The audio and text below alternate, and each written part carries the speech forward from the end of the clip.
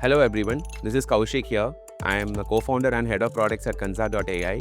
In this episode, we are going to do something a little personal, something a little intimate, a little more candid, because we're just going to talk, in the initial episode, we're going to talk with Karthik, my colleague, my co-founder, my CEO, my partner in crime for all these years. And then we'll have one more, part two of the series where we'll be involving Aarti and Kaushik as well. Another Kaushik to confuse you guys, who heads our engineering and technology, to discuss what are we trying to do here at Consarc.ai. So that's primarily the idea. No demo, no features, no selling, just candid discussions on what problems we're trying to solve, why are we passionate about it, and what are we doing about it this year, and why is 2026 an exciting year for us.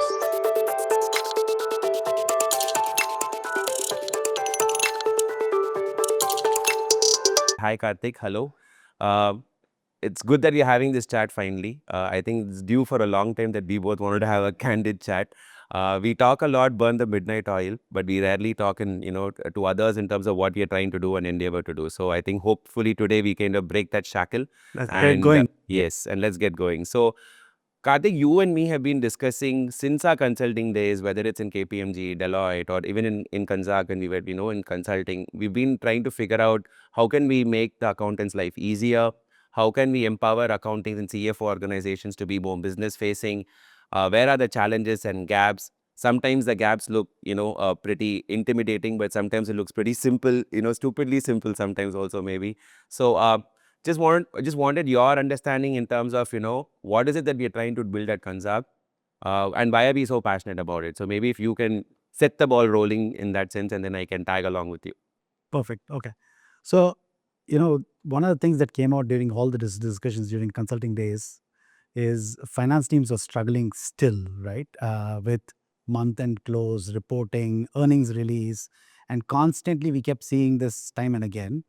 And there were tools that kept coming. It was not that there were no tools, no automation. They kept coming. But somewhere down the line, they still were taking a humongous amount of time. They were spending a lot of time with reconciliations, releasing earnings, or whether it's regard to variance analysis or any of those topics, right? And we said there's something that is amiss in this whole thing. And we said, can we solve for that problem?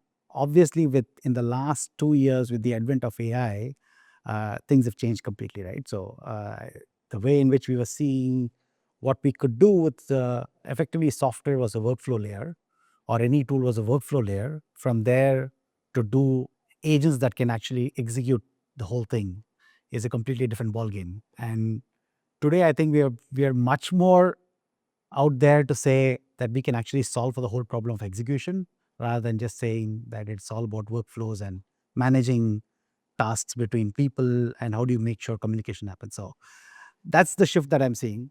But tell me, what's your take? So What I'm realizing as we build out solutions is most of our engineering solutions or most of our tech-based solutions are accountant driven. So the domain very clearly comes through in the solutioning, the clarity in domain, the understanding in domain from the team, from myself comes through very clearly in the solutioning.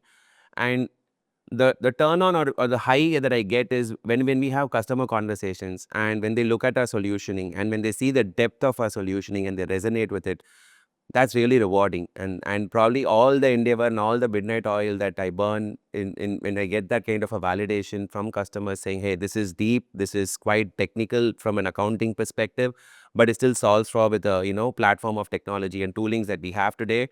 I think that's a very rewarding experience. It leaves a very lasting kind of a solution for the customer for a longer duration. And that kind of is, very validating in the fact that, we're kind of trying to do this day in and day out. And what's amazing is actually we started off with probably point solutions, like you said. And then we got feedback saying point solutions might not really work in a siloed fashion because, customers and finance teams are looking to move away from fragmented, applications to a kind of a unified application layer in itself. So then we introduced more in terms of getting the workflow layer inextricably linked with the agent so that every agent is accountable. Every agent gives outputs which has to be actioned out, and that also keeps the user answerable in terms of how those have been actioned out in terms of exceptions per se itself. So I guess we've added more, but I think what we have kept as a core for our solutioning is keep it integrated, keep it as seamlessly stitched in as possible for the users, so that they don't have to navigate between multiple tools, multiple features, and they can kind of, have one unified user journey experience to solve many problems. We might have a complex set of agents in the back, under the hood, behind the front end of the application, but the users get simple outcomes which they can action upon. So I think that's a very fun journey, exciting journey. That's what probably, allows me to wake up in the morning with a sense of zest and enthusiasm. So Actually, I wanted to follow this up with one more point. And are we seeing some difference between what's happening in different markets, right? When we operate across different markets here, right? All the way from US, Europe, and then there are parts of GCCs that we work with. So you're seeing different ball games here. Uh, so what's your take here on, is there a single product that works across? Is there, and this could be again for sectors, it could be for different geographies. What's your take on that? So from product standpoint, what's your take? So I think there are many dimensions to this answer, but I'll try to keep it as simple. Broadly, I'm looking at it as two axes, X and Y, as a nerdy, as I probably kind of start that way. I'm seeing clients and customers on different spectrums on the data maturity. So you have customers in the US, probably in the Bay Area, they're a lot more data mature because they have that as part of their culture and DNA to think of scale on day one. And so they build those systems and processes to get data maturity very quickly. In the US itself, it's funny that you also see on one side where still hard copy documentation is probably dominating how accounting is happening per se. So within the US itself, when we started going out there more, we realized that there is a spectrum, and that's probably representative of a lot of markets as well. So that seems to be like a common underlying factor. So in GCCs in India, probably data maturity is much better, but standalone companies or group companies which are having businesses which have local finance teams, etc., is still more fragmented. So I think each client has its nuance in terms of the spectrum that they are in. Interestingly, India is also kind of, we're starting to see more interest, more in terms of budgets that are coming through in finance teams for digital transformation, for finance transformations.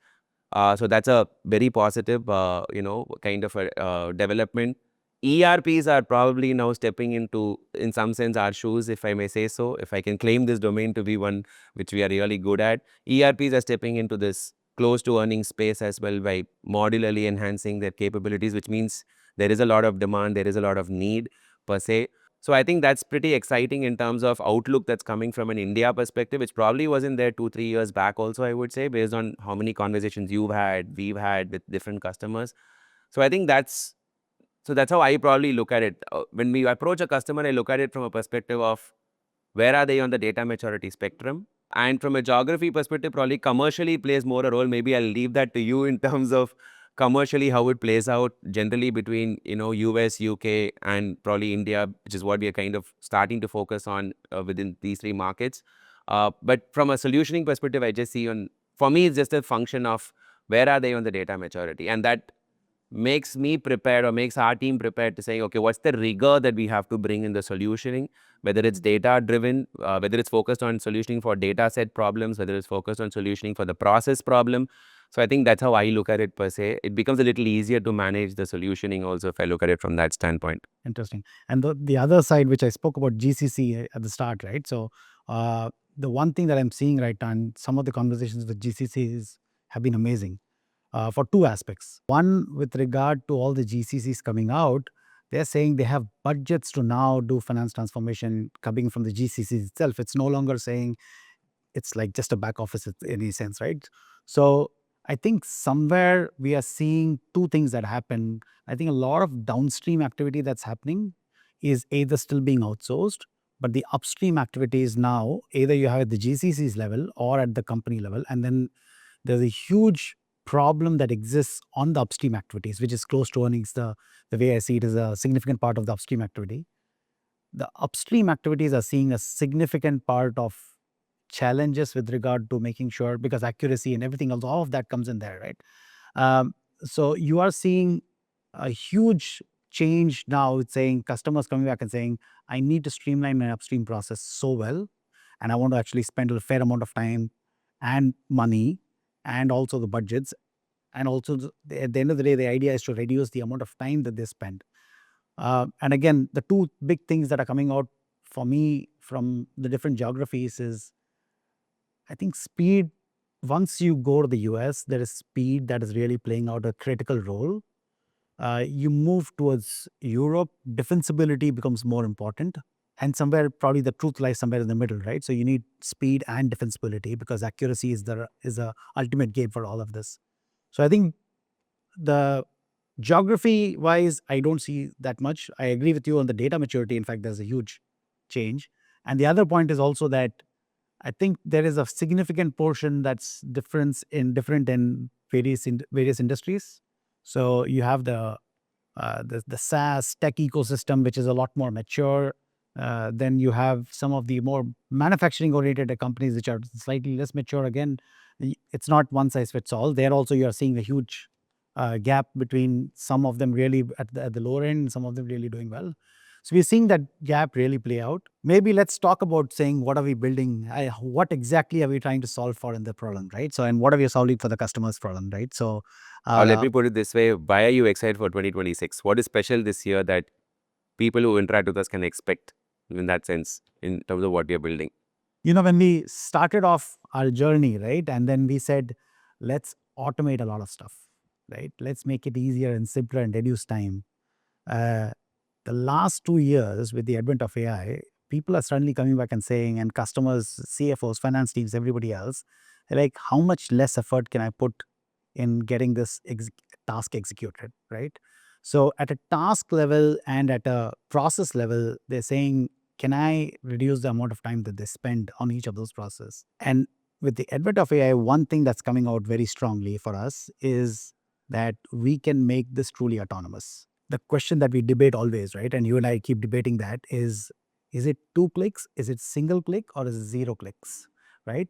And and that will pretty much go towards the whole concept of saying, is it going to be a T+3 close, T+5 close, or 0 day close, or is it T-1, right? So, or is it continuous close? So I think that's the conversation that is really happening right now in the market. And I think the question for us is, what is the product roadmap that we will have in 2026 to truly make it autonomous? And we're seeing some exciting stuff going on, Yes. right? So there is something really cooking hard here. So let's talk about what's cooking over here on 2026 then. Yes. Yeah. So, I think I'm really excited for 2026. I think the endeavor that we both have decided to kind of go down with the team, obviously, also kind of having their buy-in on this process is how can we build a literally AI operating system for the CFO org, right? And it's not about throwing big words. The idea, like you said, is how much of autonomy can we bring in the solutioning? Use cases will drive probably if it's 0 click, single click, or double click, etc. We're not talking anything beyond 2 clicks, anyways. So that's probably the endeavor that we're trying to kind of build in 2026. I think 2024 and 2025 have been amazing years in terms of the learnings that we have picked up. I think I'm super excited because I feel we have a secret sauce in terms of how our solutioning is built on. The secret sauce being the right balance between programmatic solutioning from a tech stack perspective and where AI agents can kick in for last mile delivery, right? Last mile logistics, right?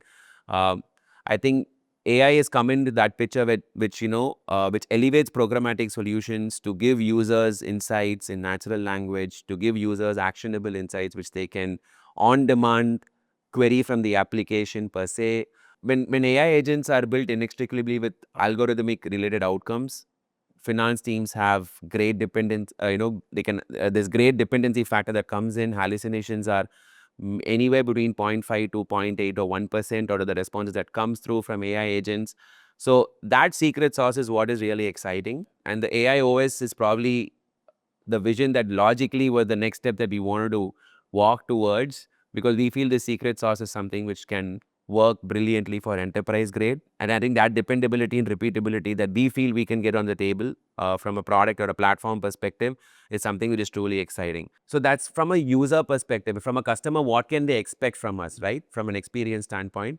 Obviously, under the hood, behind the where all the action is taking place in the application, I think the major part that we are excited towards is solving the data part, the data layer.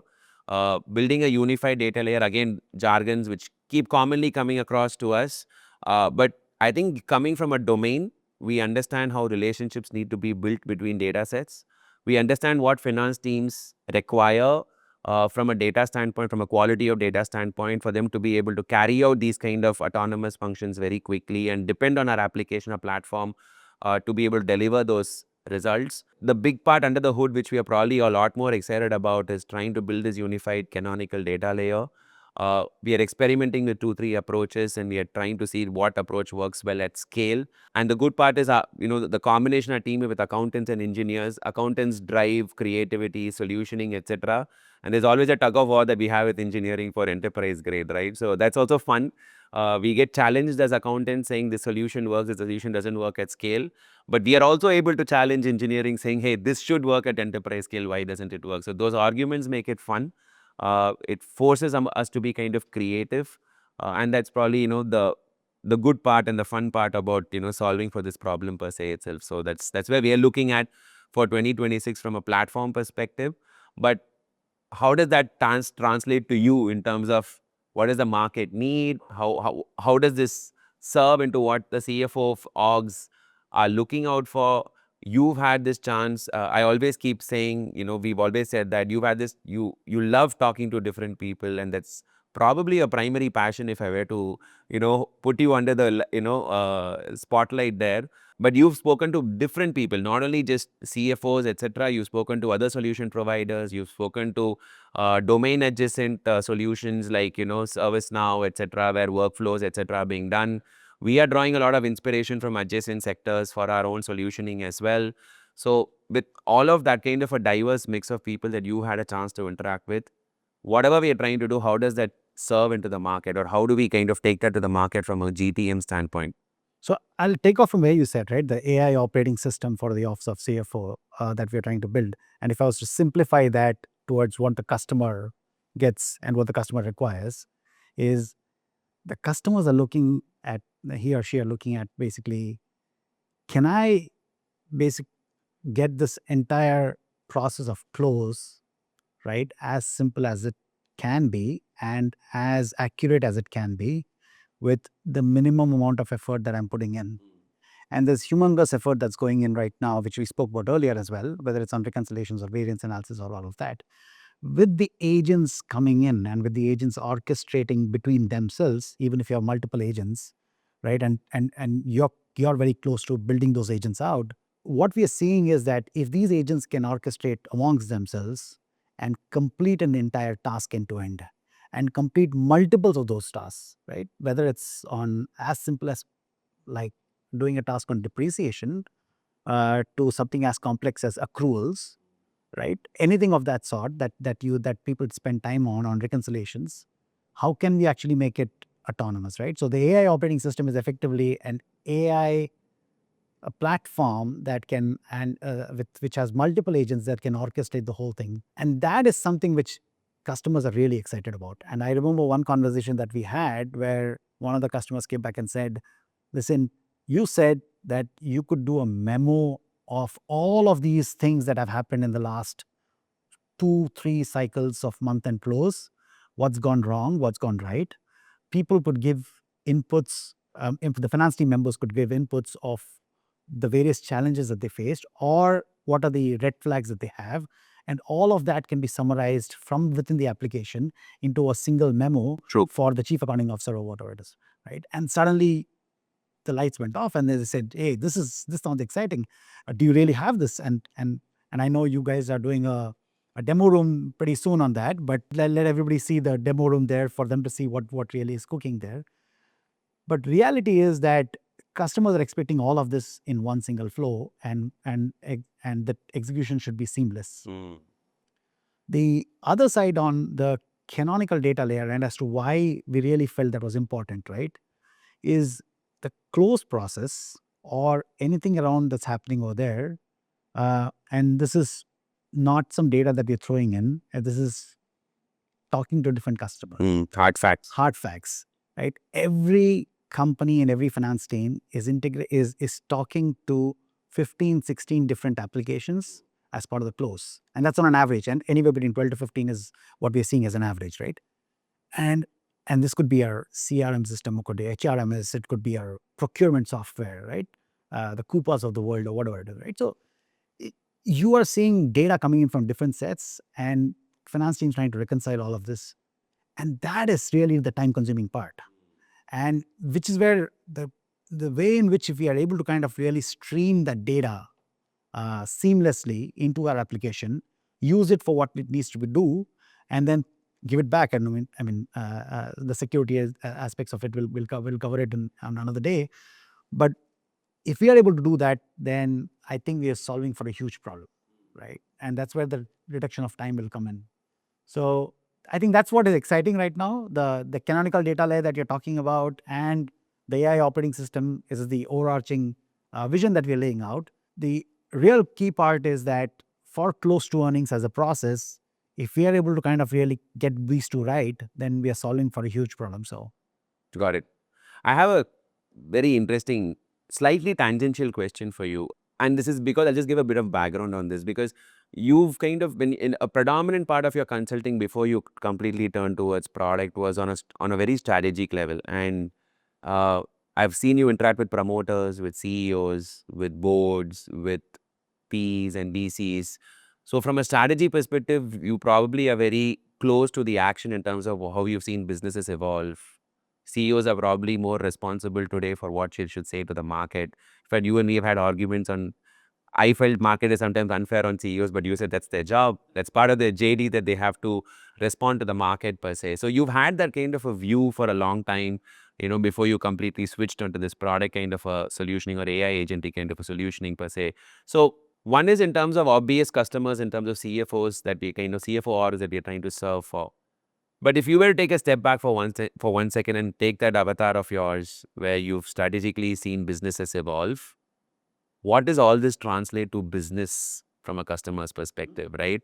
Uh, I don't think none of us get to talk about it in detail, but I'm interested in you kind of giving that viewpoint as well. How are PEs looking at this for their portfolio companies? How are VCs looking at this for their investments, that they have carried out, especially companies in growth stage, not probably early stage, companies which are in growth stage, where volumes start breaking the roof and stuff like that, where compliance always plays catch up. So how are VCs looking at it? How are CEOs and promoters looking at it? So I think that view, how does this translate into a value proposition for businesses? And why should they be giving more budgets for finance teams to be more business oriented and be closer to the business as business partners? So if you can kind of throw some light on that, based on your conversations, that would be really helpful. So two things that are coming out, right? One from, let me talk from a board and CEO's perspective, and the second I'll talk from a shareholder's perspective, right? Which is whether it's a PE, VC, or it's public shareholders that are there. The finance as a partner is no longer a back office operation. I think that's like given now, it's no longer there, right? They're expecting a lot more from the office of CFO. The expectation has just increased leaps and bounds. And it's no longer being a number cruncher anymore. And I think you would have heard this multiple times from Yes. multiple people now. So it's a boring topic to really discuss. But reality is, because they're expecting more, doesn't mean that they get budgets to just increase the number of people that they have on the days, right? Which also means that you need to be faster, more accurate about what you're reporting, and also participate with business with giving more insights and more stories. And if office of CFO can be the storyteller to the shareholders and the markets and everybody else as well.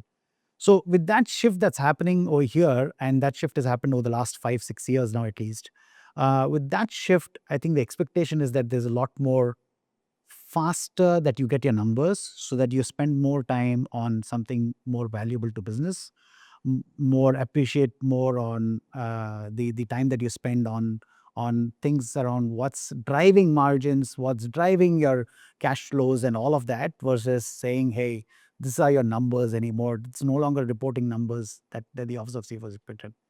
So with this aspect, I mean, if you look at 8-10 years back, I don't know if there were so many roles of chief accounting officers coming up, right? Today, you have chief accounting officers role coming up in companies which are at $300 million, $500 million, as high as up to and going up to the billions of dollars, right? So, and the role has become very predominant right now. And because, yes, you're having those roles play up, the amount of budgets that companies are willing to give to the CFO's office is humongous. The shareholders are expecting that your numbers are absolutely accurate. The cost of reporting a number wrong is huge. True. Right? The value destruction is huge. So you cannot have errors anymore that are acceptable in even small sense, right? So I think these are two shifts that I see as primarily driving as to why companies are willing to give those budgets. There's one topic that I want to discuss in the next one, anyways, is on the other thing that we will do along with Kaushik and the head of engineering, is on whether companies should build it in house or should they really go look at off the rack solutions, right? So we'll talk about that afterwards, but that's something that we'll discuss as well. Got it. So there is a need coming from business to report numbers faster, and more accurately. So all of those are kind of rosy pictures as to why there's a need for solutions, which seamlessly give that autonomous layer to CFO orgs. But then if I were to kind of also look at the flip of that question, what are the biggest concerns or risks, that not only CFOs but even CEOs when giving budgets, etc., are looking at from this perspective, number one. Number two, we keep hearing implementation is probably the failures in implementation are probably still very high in the market. If I were running a business, I'm always going to be worried. Whilst the objective and intended outcome is probably very heartening to look at or very encouraging to look at, but I'm also always worried, saying, "Hey, am I going to spend money and fail? Yeah. Right? What are the risks that I'm running per se?" So as a corollary to this, in terms of where demand is being driven, what are the concerns and risks that are also getting played up because the demand is getting played up is probably one thing which I want to kind of ask you to throw some light on. So two things that were happening before, right? One is with regard to saying if it's a workflow software layer, the expectation was saying that this will have guardrails, it'll give me a clear visibility of where we stand and stuff like that. But again, that is shifted now with the advent of AI. Is when you're saying that you spoke about hallucinations, but it's just not hallucination. It's a question of saying how accurate it is. I think there is a question mark that's coming up, and I'll give you a classic example of a conversation that I had. And I'm not going to quote names here. One of our well-marketed competitors, right? They had deployed their solution in this customer, and the chief accounting officer said, "Listen, it's a great tool, great UI. Variance analysis works brilliantly from flagging what is outside of threshold, but when it writes explanation, the only right explanation it gave was interest income." And that kind of literally Summed up. what they were looking at, right? So I think there is a fair bit of fear that's coming in, and that's where I think the secret sauce that you spoke about earlier as well, of saying how can you have accountants really be a part of your mission in the product itself, right? And you're an accountant yourself, so you know exactly what people are looking at. That is the critical part, the way I see it, as to how the product evolves and how you're testing it for various scenarios, and how those scenarios really play out as well. So yeah, that's one thing that I'll probably talk about in from concerns per se that are coming up from. Got it.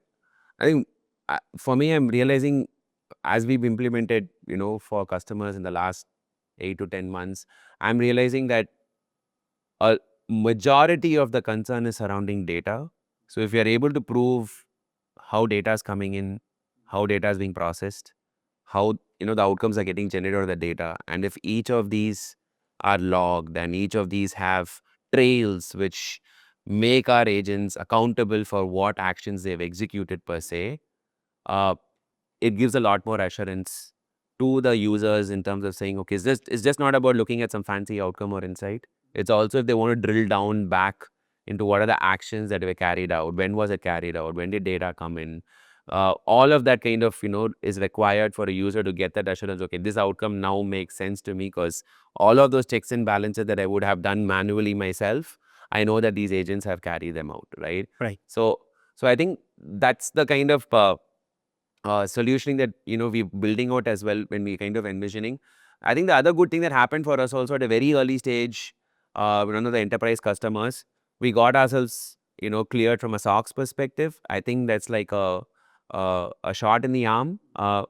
because that's probably one of the first modules that we built at enterprise grade. And in strike one, we really hit the ball out of the park for a home run. And that's where we saw that, our application was cleared by one of the big fours as well from a SOC standpoint, which is a huge validation for the approach that we take towards solutioning. So we don't just solve for a single user's problem in a very fast way. We've solved for the problem with guardrails, with demonstrating kind of, trails and logs, etc., which allows people to hold agents accountable for what they're doing in the platform. So I think that's one thing which uh, at a very early stage made us realize that we can't just think of solving for a problem. It needs to solve for stakeholders who are involved in the problem as well. So, so that's probably one of the ways we're trying to address concerns per se. And this was a client where we deployed it across 2,000 subsidiaries globally. So, Yes. So let's just to talk about scale here, right? So correct. that So we are on the same enterprise, page. not early enterprise or small. It's, I think, a big font E. The big font E. Where we kind of solve for, right? So that was good fun in that sense. In terms of, we spoke about implementation, we spoke about, what CFO orders are requiring per se. But just one more dimension, right? In terms of customers that we are trying to target, right? We're trying to target, if you can throw some light on what are the kind of customers that you're trying to target, purely from a scale perspective, mid-market to enterprise. And from a solutioning perspective, I can probably add value in terms of saying, how are we looking at the solution to play at enterprise, play at mid-market level per se. But before that, if you can kind of say, how are you looking at the market from a scale standpoint? Companies that are in growth stage, how do you look at them, and, how has been your conversation with respect to, what they're looking for the next 2-3 years? Companies that are already fairly large, large enterprises per se, how are they looking at it? So, how do you look at it from a scale perspective, and also answer probably a question saying what is fundamentally critical for enterprise grade, right? In terms of what enterprises are looking at. So if you can just share your experiences and insights that you've gathered in your customer conversations or even stakeholder conversations, that would be helpful. So there's obviously a bit of skepticism that's coming in the current world order, right? With AI, whether it really performs, doesn't perform, should I take a risk, should I not take a risk? To what extent can I rely on it and stuff like that, right? So that's a conversation that we're having constantly. It doesn't matter at which stage you are, whether it's your small enterprise, large enterprise, or a mid-market company or whatever it is, right? So I think that's a constant conversation they are having. But from an expectation standpoint, I think there is one aspect that where all of these people are looking at is they've spent a fair amount of money in going for after ERPs, right? Now they have a choice saying that there is a better ERP that's coming in, and you can say that I'll replace my ERP with a new one, which is in some cases a 8-month process, some cases a 5-year process. True. And somebody beautifully said it that they're in the 6th year of a 5-year implementation. So it could be that as well, right? So you could fall into any other buckets. Now the question that they're coming up with saying, should we replace the ERPs? Should I look for a better ERP? Can I look for a point solution to solve a problem, right? Which I have, which means they'll again end up at 15, 20 tools solving different point solutions. Or should I look at a unified platform that can solve probably 50, 60% of my problem statement or 70% of my problem statement, right? So 100% is still not there in the market out there, very honestly. Nor are we going to solve 100%. So what they're looking for is a unified platform that can solve for a majority of that problem, right? That's the critical part. The second part is also that they are saying, customers are saying, if you can solve for a point X, can you solve for it completely? So if you're solving for one process itself, can you solve for the whole process, or are you solving only for part of it? So which means what's the human in the loop effort that's coming in, and to what level is it? Are you doing a role of a reviewer or editor of something that's come out, or are you actually doing the role of a preparer? So that's again the other conversation that's happening, saying, and that's determining whether companies want to go after a solution that does this, or do I replace them with an ERP? And we have had companies who have said, listen, these ERPs promised us these, but we still think they're 18, 24 months away. right? So that's another conversation that we've had as well. So we are having all of these conversations, giving different inputs. So you have multiple challenges coming in from each of those. The question is who's going to solve for it, and I think we are there trying to solve for a big problem, big chunk of it. So yeah, so I'll leave it to you to talk about things from the solution standpoint. What are you seeing from customers, right? So what are the three? If let me put it this way, if you were to say three big problems from a solution standpoint that you think customers really want it now. Hmm. I think the no-brainer is the autonomous reconciliation agents. When I say autonomous, whether it's 0 or 1 click, we are holding ourselves accountable to that benchmark to see uh, customers definitely want that because two things are missing in today's reconciliation solutions. One is just a number check and a number comparison between two data sets.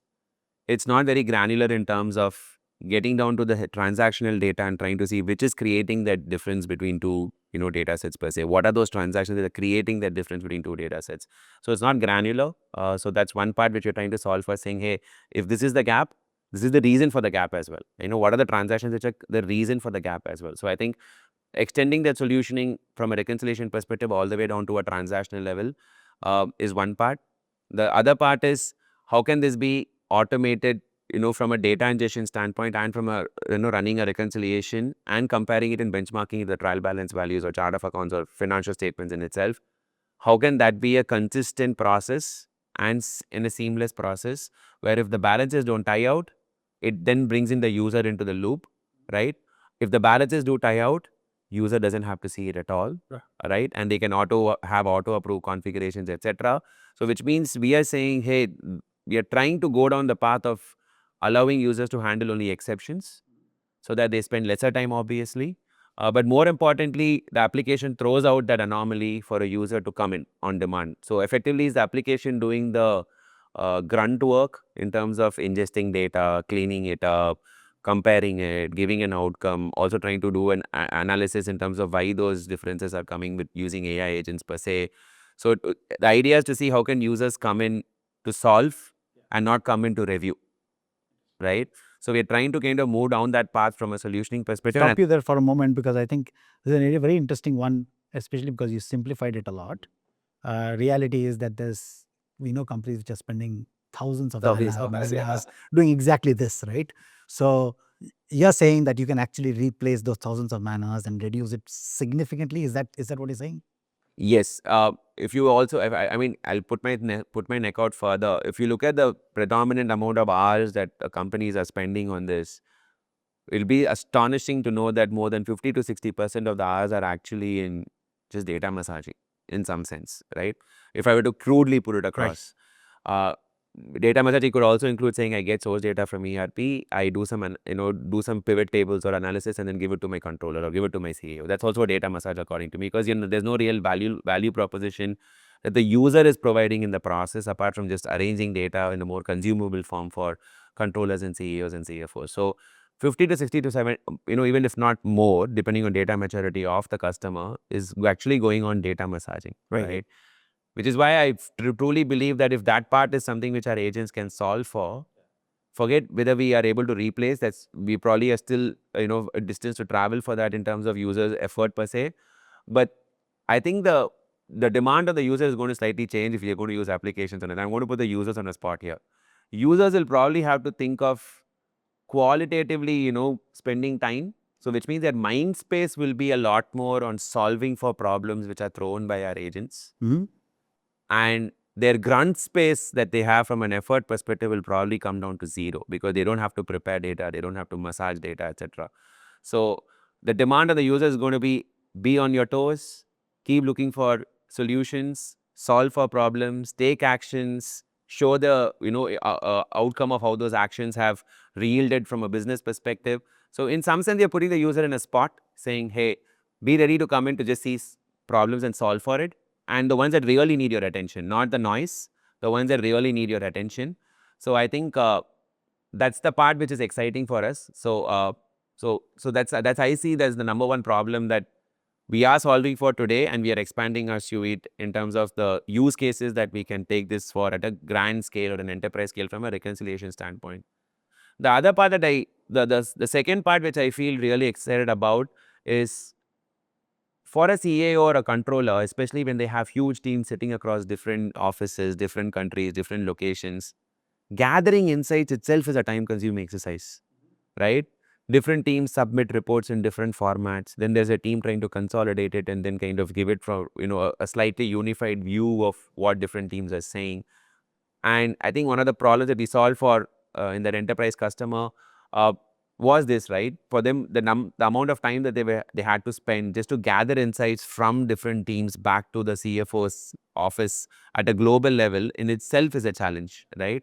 And with businesses shooting off cross geographies, I think that's kind of, a controller is always worried when there are more locations because there are more people, more influences, more decisions which they don't have control on. So I think gathering insights, how can that be seamless? So if we have our platform used by the users, the CFOs can query any kind of information that they want in a fingertip pretty quickly, right? And that's the kind of unified layer that you're also talking about, right? So that's the second problem that I would probably say we are trying to solve for, saying how can we give unified insights, whether it's in the form of a memo, whether it's in the form of an insight, and all of this is coming from unstructured data, right? It's like when you and me interact, typically, let me take us to our old days when I used to finish a component and I used to give it to you, say, payroll liabilities, and I give you the work paper and say, hey, Karthik, review it. You'll have comments, you'll discuss with me, you'll challenge me, you'll say, this is wrong, Kaushik, you should have looked at it that way, etc. The idea is to see how all of our interactions can be digitized in our application at a platform level, which the workflows intend to capture, and how agents can make sense out of that, right? So based on your conversation and my conversation, probably our controller or our boss can try to get a sense of what are the challenges in this particular component in financial statement line item level. Okay, this is what the users have interacted, so which means this is the challenge. And that bridge can be, built by our AI agents to kind of, have that gap. So all conversations that we have will become unstructured data and feed for AI agents to make meaning out of it in the context of the relevance of the task, the criticality of the task, the financial statement line item, which is probably critical from a task priority standpoint. So all that kind of plays a role in the agent figuring out, hey, this is an important business issue, needs to go to the attention from an insight perspective. This is noise, not very important, clutter, we can afford to do that later. We can afford to report that later. So I think that's the kind of intelligent insight generation, I might say, that we are trying to build from an insight perspective to solve for the problem from an insight standpoint that CFOs typically face. I would broadly say these are the two categories of problems that we are solving for today. And I think that will be the autonomous, and this will be an evolution per se in itself. Okay. I'm I'm going to put you in a spot here because we obviously have the big boys in this space that we are trying to address, all right? And then you have the ERPs of the world. Tell me, why can't they solve this problem? I would classically say deep understanding of domain is a clear differentiator in my opinion. Something as a simple incident when for the first time, you and me landed in the Bay Area. Bay Area being Bay Area has a perception that precedes before we even land there physically. We think every company is solving for the most complex problems in the world. Every company is very innovative, very creative, and probably the first time we felt inadequate when we landed there. Are we even in the right place? Right. Are we even trying to make a fool out of ourselves Right. by talking to customers? But I think the greatest validation that both of us got, was we seem to have solved for the problem and people are still figuring it out, right? Initially, it was a little surreal. We were not too sure whether we are thinking too much about what we have done, etc., etc. But I think that came from a domain standpoint. I think our understanding of the domain made us understand if somebody gives us a symptomatic problem, we go backwards in saying this is the root cause, and we go forward saying this, you have to solve for it. So somebody is giving me a symptom saying I'm struggling with my accounts payable, right? We exactly know why, and we exactly know what should they get as an insight. I think that deep domain understanding very obviously is the game changer, I feel, number one. And number two, the secret sauce again is, given that the predominant part of our engineering solutioning or programmatic solution is driven by accountants who have this kind of a deep domain. And who code? And who code, exactly. Accountants who code the solution in itself. I think that's a differentiating factor for crying out loud, right? And it may come across as being repetitive, but we are able to see a significant difference between a solution which is curated, originated, ideated, and crafted by accountants vis-a-vis companies where accountants play a role in overviewing what the engineering team does. Here we are driving the engineering team. Here we are arguing with them. Here we are fighting with them to kind of say, this is what we should be doing. So we are holding our fort as accountants saying, this is what we want. Whereas in other companies and competitors that we see, an overview is, it's a more a retrospective overview of what a certain engineering team has delivered. So there's always that gap, right? Engineering team does not have that understanding in depth in terms of how to solve for data facets, etc. Because relationally they may not understand what accountants want. But because we understand that full part of the value chain from data source to the insights that or to the outcomes that we're kind of delivering, I think that's the differentiator, I would say. So and slowly we are seeing engineers also starting to become accountants in our team, right? As much as we have accountants who drive code and solutioning, engineers have also started understanding debit, credit, balance sheet, profit and loss, what's margin, what's gross margin, what's variance. I think so now we are starting to see hybrid kind of a talent and workforce within Consarc, which is good, fun, and exciting. So even for engineers, it's a And one of the common feedbacks that I keep getting to when talking to customers and also to some of the investors that and from their prospect from their portfolio companies, right, is that these are tools that are boxing our teams to do it in a certain way, and some of these things don't fall in that certain boxed manner in which you have to do it. I mean, you can't have saying that follow a template and this is the only way to do it, irrespective of whether you're a company in tech or in manufacturing or in healthcare or wherever you are, right? And that's resulting in a lot of, I wouldn't more than time, frustration with the customers. And I think that's the change that we are also seeing, that we are able to kind of allow our platform and our solutions to follow the way in which accountants do things today, right? We don't want them to change. We want our systems to follow them and make them more efficient in the way they're doing it. So I think that's the other thing that I'm noticing from when we talk about our solutions as compared to what competition is doing. I think that's one fundamental shift. And of course, then there are solutions which do great marketing but don't work, right? So that's the other spectrum. So there are solutions which work, and I think there's huge respect for all those who've built it, right? So we're not saying that they've not built the right way. true. Of course, there are some where there's a lot of noise but less on the outcome. There are others who've given the outcome in the past but no longer are able to kind of match the outcomes that customers need today. And I think that shift is where we really think is a I wouldn't. It's an open space for It's an anybody. opportunity. It's an opportunity for anybody to come in really and capture. And I don't think we're doing something which is so difficult for people to solve for, is what my belief is. And I like to simplify it. I think there are a lot of smart people who can kind of really do it. So I don't think it's so difficult, but I still think we have a good thing to win for sure. So Definitely. And just not templatizing, etc. Right? That what you're picking about. Even in the template, even if it's not templatized, without which some of our other competitors provide, we got feedback, right, saying it's not templatized, but it's also not qualitative and intuitive. Yeah. Right? Teams know how to play the game, if you know what I mean. Right? Users know how to game the whole reconciliation process. So I think controllers are also aware. They are also seeing that users are gaming the process sometimes. So I think it's not just a question of just having not having a template is probably not the answer alone. Not having a template, but how still you keep your users accountable? How do you still keep our agents accountable? Is also a question that needs to be answered in conjunction, right? And that's where I feel we have that arbitrage that we can play and say that we can deliver those kind of outcomes from a competition. What makes us stand apart is that we are delivering a very holistic sure. solution, right? Along with guardrails, along with trails and auditability and accountability, so that CFOs get assurance that the outcomes are rooted in facts and rooted in data, right? So I think that's where we probably stand apart from a competition standpoint. In fact, RFPs that we won with some of these competitors who've kind of played a role as well is a testament to the fact that our solutioning addresses a lot many more stakeholders than just the user in itself. So that's probably what I would say also makes us stand apart from a competition standpoint. So So yeah, so that's pretty much in terms of what we can bring. But I also keep complaining, right? We started off with saying let's have close and let's have something as a point solution, and then we ended up with a platform play, and now we're talking about an AI OS. Uh, and it's a personal complaint, not a business complaint. It's like we started somewhere and now we have an entire paraphernalia, right? Now as you ask me questions on solutioning, I'm thinking there are two things that I'm telling you in terms of what you want to do, but there are 100 other features and functionalities that you're working on, right?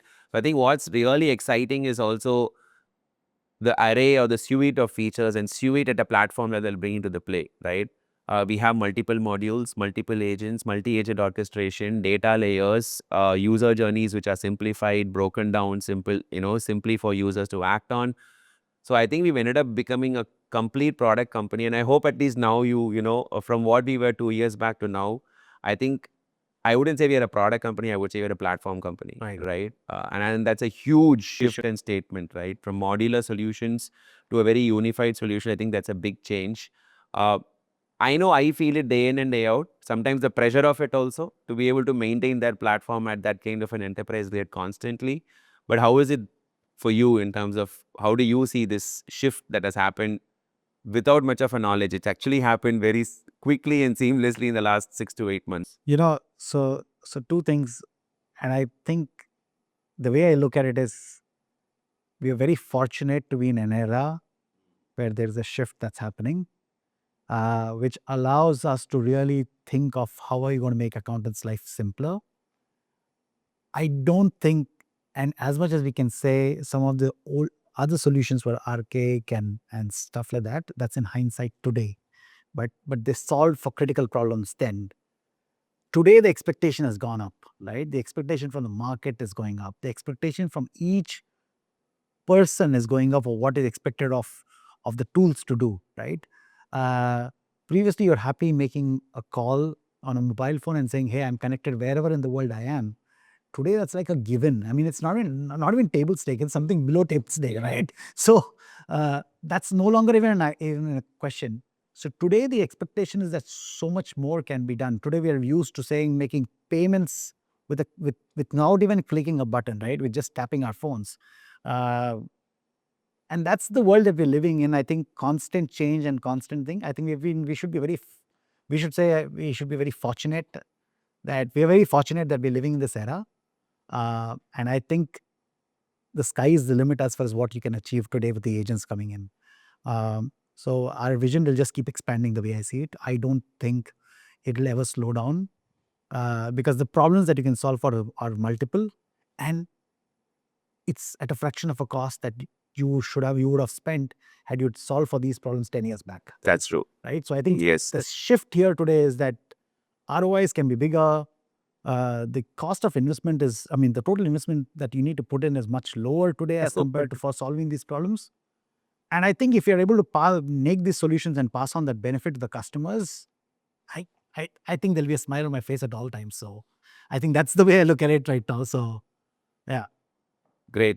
So I think it's a good note to end. Yeah. How are we looking at 2026 and how the kind of solutions that we are building?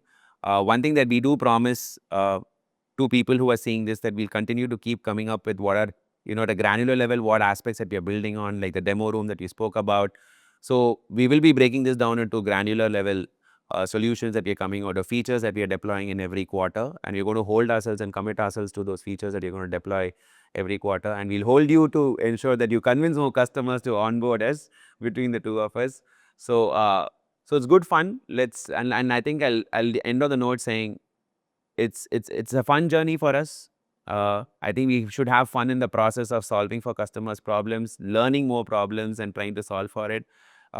Argue very often to ensure what's the right solution. I love arguments. I feel great ideas come out of good arguments per se.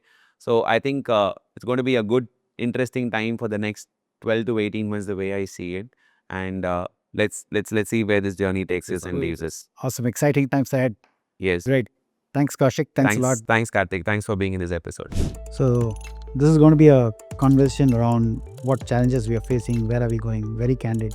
for finance, it's always deterministic. If you add 2 plus 2, it has to be 4, it has to have the decimals.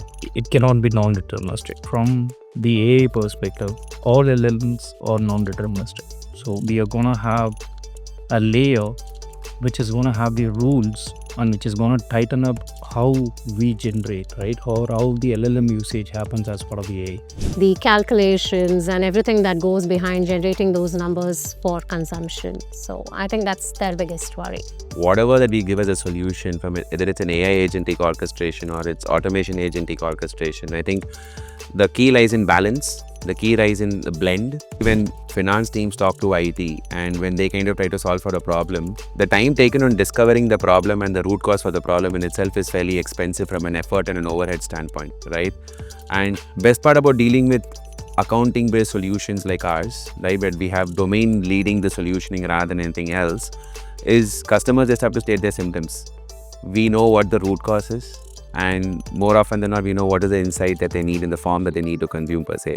And the customers don't have to spend time with us to kind of go down that discovery journey in itself. When we start off conversations, it's more on the product features, the standard demos and all of it. When we move to a stage of proof of concept in some of the large enterprises, it's when they see their data, their use cases into the system and evaluate the results that come out of the system is, I think, when the shift happens and, pushes the customer to go forward. So you put in all those guardrails in place, which kinds of comes to our responsible AI framework, right? It's what we are talking about. We feel that is more important when we grow more